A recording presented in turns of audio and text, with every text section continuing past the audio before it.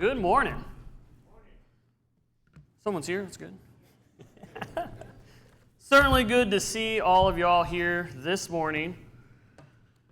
And I appreciate the opportunity to be able to speak to you a little. As you probably tell, I'm not the typical preacher here. I did preach here one other time, and I'm back up here, so must not have been too terrible or too out of line. I'm more of a song leader by trade, so whether fortunately or unfortunately, however you look at it, I will not be delivering a 45-minute sermon. Average human attention span is about 20 minutes, so we'll shoot for that 25, 30 minutes. Right by the time you start nodding off, we'll be done. One of the things they say before, you really shouldn't start off with a joke. I'm not going to start off with a joke this time, though. I'm going to start off with a riddle. My dad would tell us this when we were growing up. But it really ties into what we're going to be talking about this morning. And the riddle is this. There are 3 frogs on a log. 2 of them decide to jump off. How many frogs are on the log?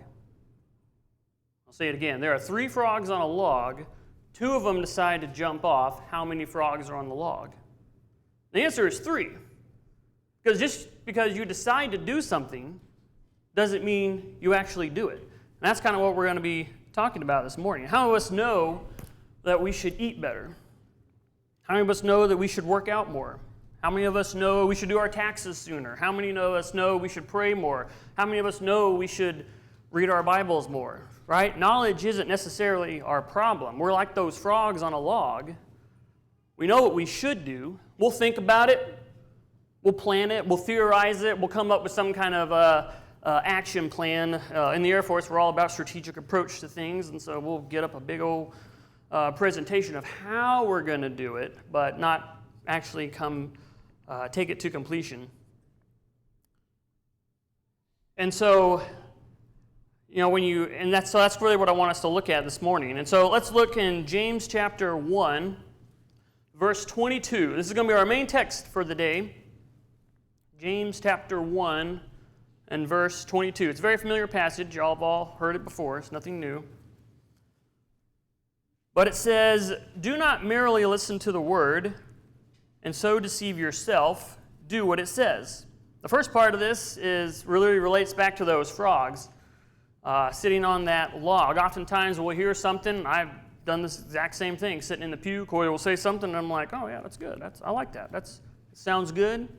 It tickles your ears. You're able to think, oh, this is what I should do. But according to James here, if we don't do anything on the backside of that, then we're just merely listening to the word. Continue reading. "Anyone who listens to the word but does not do what it says is like a man who looks at his face in the mirror and then after looking at himself goes away and immediately forgets what he looks like. But the man who looks intently into the perfect law that gives freedom and continues to do this, not forgetting what he has heard, but doing it, he will be blessed in what he does." It's hard to imagine looking in the mirror and then walking away and then forgetting what you look like. But it's kind of the same concept as if you went to the doctor and you're like, I'm sick, I don't know what's going on. He says, oh, well, you need to do these 3 things. And you're like, oh, okay, yeah, that makes sense. And then you don't do those things, and then you're like, man, I don't understand, why am I sick? What's going on? It's kind of the same concept. As people, it's easy to sit back and observe. We like to look. A lot of people want to be like the supervisor because all you got to do is just kind of watch things, see how things develop. And it's easy to do that. We can look at that. We can point out. We're quick to point out other people's mistakes. We can point out our own mistakes. But the hard part is that taking that action. And if you look in Romans chapter 7, verse 15, Paul kind of describes this same theory that I'm talking about as being at war with himself. So I'm going to read Romans chapter 7 and verse 15. It says, "I do not understand what I do, for what I want to do I do not do, but what I hate I do." Continue looking down in verse 18. "For I have the desire to do what is good, but I cannot carry it out." What Paul's describing here is something that I feel like we can all relate to. We know what we should do. We know we need to do various things, but we just can't actually get to that execution step. And so a lot of times it leaves us asking the question of, well, why is that? Why can't we take it to the next step? So I've kind of come up with 3 reasons why we don't actually take it to that next step. First is the comfort zone, the all-important comfort zone. Anytime you take action, typically it revolves around some form of discomfort, stepping into something new. Sometimes that will bring a myriad of issues, to include the idea of failure, right? We don't like failing, and so we don't want to step out something because people might look at us funny or make fun of us, and so that kind of becomes an issue. If you think about the idea of working out, you want to work out, that's great. There's a lot of things you got to do. You got to work out, 4 to 5 times a week, get a 500-calorie deficit, eat your weight in protein, all these different things that you got to do, and then we're like, but what about chips and salsa? I have to give that up. I live 90 seconds from a donut shop. That's rough. I have to have a tracker on my phone that tells me the last time we ate donuts, so that way it doesn't get out of hand. But, and then, so let's say that you get over that, and now you're like, all right, I feel convicted, we're going to do it, this time it's going to be different. And then you get a week or 2 into that diet, and then that's when that discomfort starts happening. You're like, man, I really miss those foods. Really wish I could find something. Maybe there's another diet that allows me to eat donuts all the time. We'll start looking at other reasons because we don't like the situation that we're currently in. Or we'll go through it and we start rewarding ourselves with minimal effort. Oh, I ran a mile. Surely I can eat a dozen donuts. We start justifying that minimal effort. So action demands the discomfort. If you look in Matthew chapter 14, we're going to look at Peter real quick as he walks on the water. In Matthew chapter 14, we'll be looking in verse 26, but kind of tee this up a little. The disciples are in a boat, and Jesus walks out to them. And in verse 26, it says, when the disciples saw him walking on the lake, they were terrified. It is a ghost, they said, and they cried out in fear. But Jesus immediately said to them, take courage, it is I, do not be afraid. And then verse 28 says, Lord, if it is you, Peter replied, please tell me to come to you on the water. Come, he said. Then Peter got out of the boat and walked on the water and came towards Jesus. Notice how the word says then. Not later, not at some point, not eventually. It says then. Then he got out of the boat. Okay, he took action immediately. And then as we see in verse 30, when he saw the winds and the waves, he became afraid and began to sink and said, Lord, save me. And typically we read this account, we're like, oh man, Peter. He just had a little faith. If I saw the Lord out walking on the water and he told me to come to him, I'd just get out there to him. But I don't think that's what we would actually do. To take the courage to step out of a boat onto the water and start walking towards someone, that's something that I don't think any of us would really do. And we kind of gloss over the fact that Peter was in fact actually walking on the water. Imagine that. And then he takes his eyes off Jesus and begins to sink, and that's a whole other sermon you can get into. But really the idea is that when you step outside that comfort zone, some amazing things can really happen to you if we just don't let our own selves get in the way. And so you can apply that to where you're at and think about what do you need to do to be better about stepping outside your comfort zone. Do you need to change your habits? Do you need to text someone? Do you need to apologize for something? Stepping outside that comfort zone, if you're going to take that action, it may be uncomfortable. Another reason why might be your overpacked lives. Okay, we are a people that run off a schedule. In the Air Force, we have meetings to the meeting, and you're just like, why are we doing this? We just create more and more and more meetings to get to where we need to be. But we have a lot of things that we're doing. We've got school events, you got work events, you got church events, family events, all these things that are demanding your time, that there's just not enough time to do all the things that you want to do. And because of that, whenever you are feeling compelled to take action and actually do something that's not in your normal routine, that's when it will typically fall off. Okay, and there's a lot of verses in the Bible that kind of talk about this. We don't have to turn to all of them, but I'll read them out to you. But in Matthew chapter 6 and verse 33, the Bible tells us, seek first his kingdom of God and his righteousness, and all these things will be added to you. Likewise, in Colossians chapter 2 and chapter 3, verse 2, it says, "Set your minds on things above, not on earthly things." Okay? "For you have died, and your life is now hidden with Christ in God." So we belong to Christ, and our priority is different. You can turn to this one if you want, on Luke chapter 10 and verse 41 and 42. The familiar passage when Jesus comes to visit Mary and Martha. And Martha is working really hard to get everything ready because the Lord's coming to your house, and Mary isn't helping. And if you look in verse 41 says, "Martha, Martha, the Lord answered, you are worried and upset about many things, but only one thing is needed." Now, we have talked about this particular passage in Bible class before. And I don't want to give Martha a hard time because, to be honest, if the Lord was coming to my house, I think I would be doing a lot of work as well and being stressed out trying to get everything ready. But, Jesus really does drive home the point of all these things can get in your way, but what is the real thing that you should be focused on? And that is Jesus. I also think back to Hebrews chapter 12, verse 11, where it says, "Let us throw off everything that hinders us, and let us run with perseverance."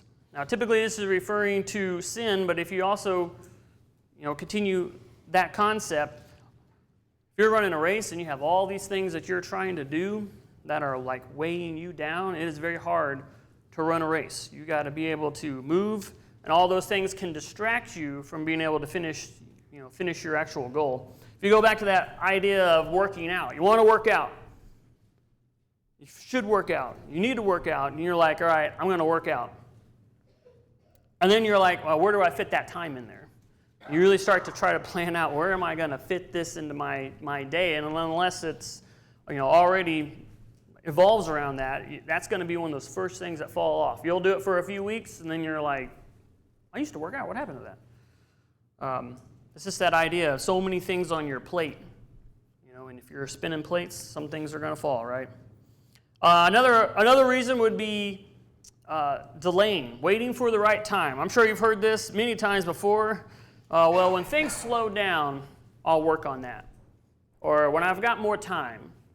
And I'm sure as many people can say in this room, there's always a point in your life when you're going to say that. And when do you ever have more time?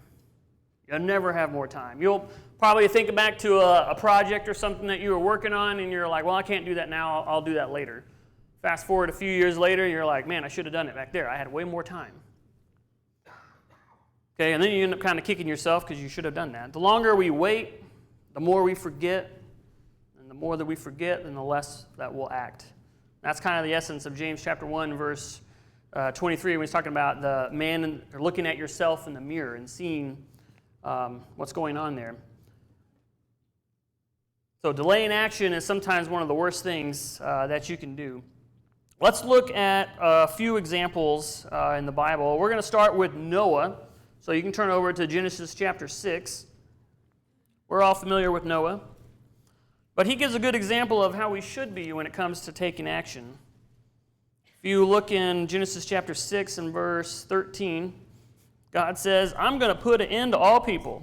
It's like, okay, you got my attention. Verse 14, God tells Noah, hey, make yourself an ark.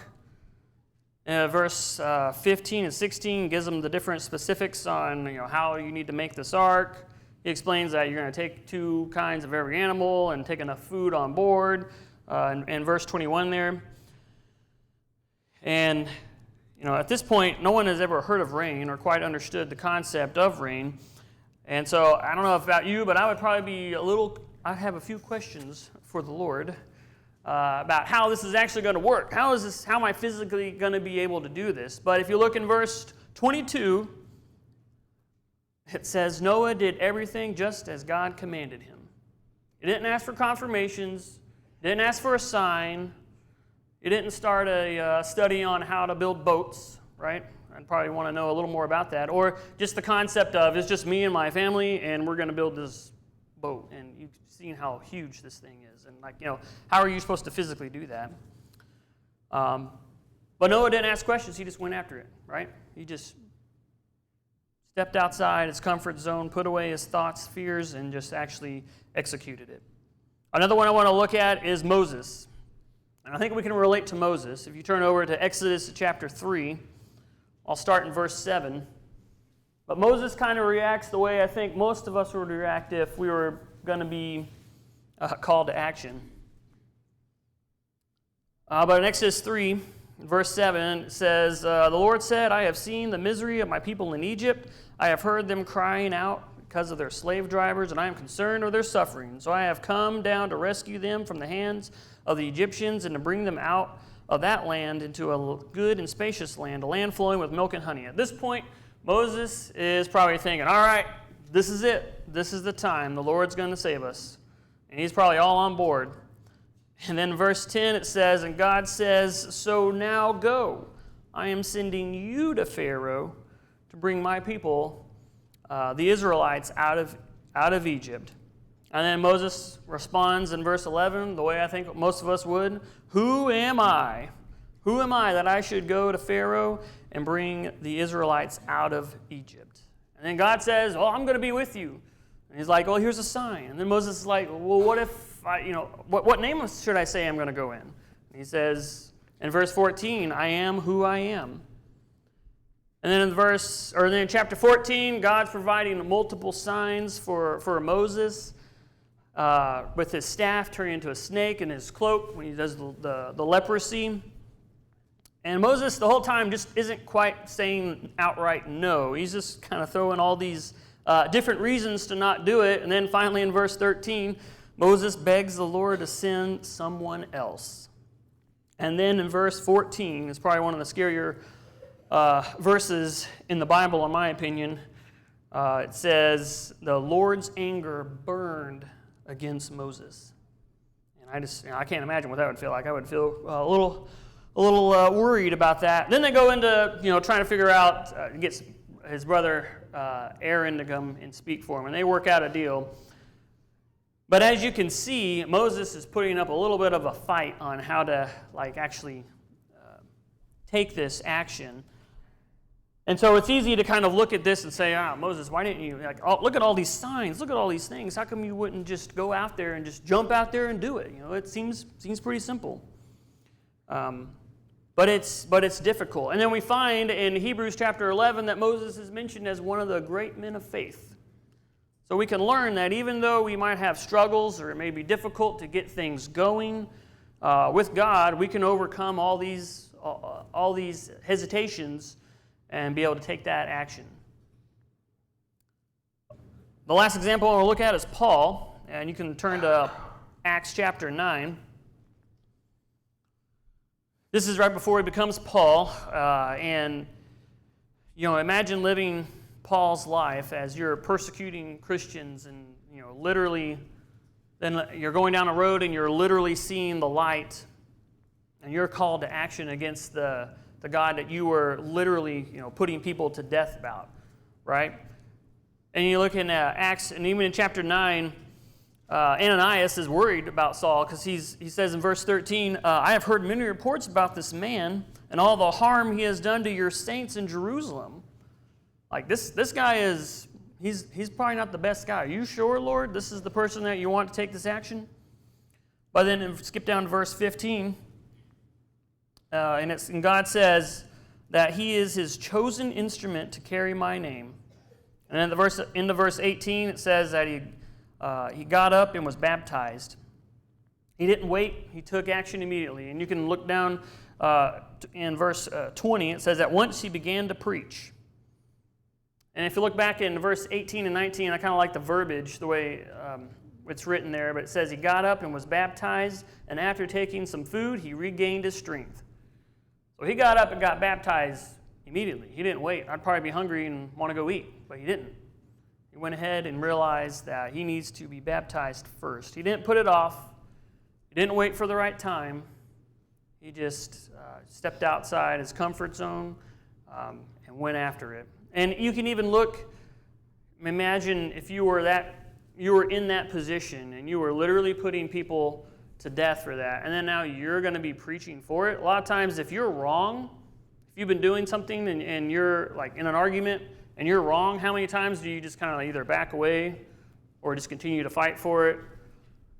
But if Paul was to probably just, or Saul at that time, would just kind of disappear into the background, and everybody was like, whatever happened to that guy? We would probably be like, well, this is what he did. But instead, he actually gets out there, he corrects his actions, and jumps out there.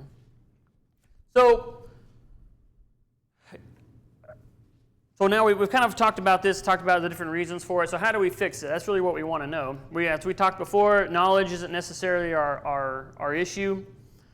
We'll hear something from Coy when he's preaching, and we'll be like, yep, I need to fix that. And then, it's Sunday, and then Monday happens, and it starts to fade away. That's us merely listening to the word, right? So for us to be able to actually make that change, we have to take the first step and shift our mindsets, okay? You got to commit to being a person of action. Don't use any more excuses. Be intentional about taking those actions. Make that call. Pray on your way to work if you need to. Sign up to serve. Kind of I think about like Top Gun Maverick. Don't think, just do, right? You just got to have that mentality. And don't fall into that trap of, well, if this happens, then I'll start, right? We're in no position to bargain with the Lord, okay? If you need to move, then you need to move. Another reason would be, or another thing to do is to throw out excuses. Now, this sounds really easy. Just throw out your excuses. Well, we're great at justifying inaction. I'm too busy. I'm not ready yet. When I get older, when I have more time, these are all things that we've probably heard ourselves say. Think about when you're starting a diet. How many of y'all started a diet on Friday? Probably nobody, right? Friday is when you get that motivation. And you're like, Monday I'm going to hit it. And then you're like, this weekend I'm going to live it up, right? It's be the last hoorah. You order all kinds of good stuff and you enjoy it. And then Sunday night is here before you know it. And you're like, oh man, I'm starting my diet tomorrow. You're looking around for the last things to eat, right? But you're like, okay, we're gonna do this, and then kind of lost my spot here. Then by the time you get to Wednesday, you start get that discomfort feeling, and you're like, man, I sure remember what it was like, and you end up going back to your old ways. And so it's just this. It's very hard. It takes a lot of self-discipline to be able to get off of a diet that you were on or something like that, right? It takes a lot of changes. I remember when I was younger, my dad, he was trying to help me because I could come up with all kinds of excuses to not do something. And when I was 10 years old, this is where people start asking you, hey, you want to lead a prayer? Hey, you want to do singing? You want to do something like that? And I was just like, I don't know if I want to do any of that. I'd rather just sit here. And my dad was like, anytime someone comes and asks you to do something, you say yes. It's like, but you say yes. And I was like, okay. And I still think about that to this day. It's literally why I'm still up here right now. Because Coy asked, and I was like, got me. And I literally thought about him, and I told my dad about that. And he was like, oh yeah, I remember telling you that. And so that's why I've been preaching a little. I've been doing the communion and been teaching classes and doing all those things because you have to be able to jump out there. Because you could come up with so many reasons to not do it. That's the main thing. When you're confronted with it, it's easy to just say no or come up with a reason not to do it. Where, like I said, we're great at justifying inaction, but we have got to rid ourselves of that and get out there and do it. The final thing I want to say, too, is surround yourself with action takers. Okay, go back to that idea about starting a diet. When you're starting a diet or a workout routine, let's say, if you have somebody else that goes going through it with you, it's a whole lot easier. And why is that?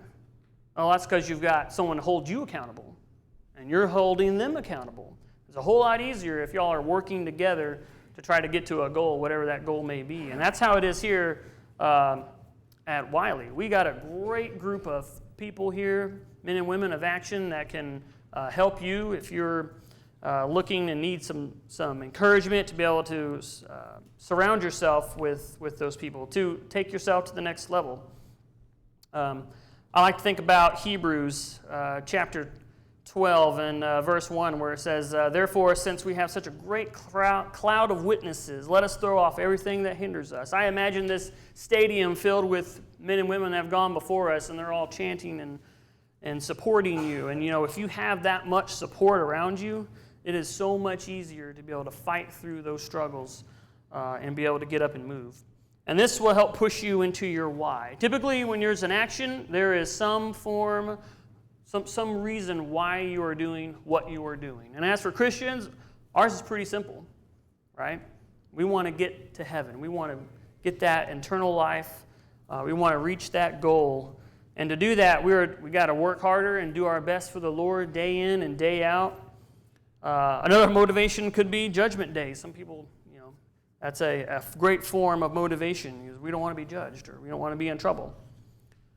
So this morning, I want you to think back to that riddle I told you earlier. Are you a frog that decided to jump off, or are you the frog that actually jumps off? Okay, are you going to step outside your comfort zone, make room in your busy life for those changes? Are you going to stop waiting for the right time and just move?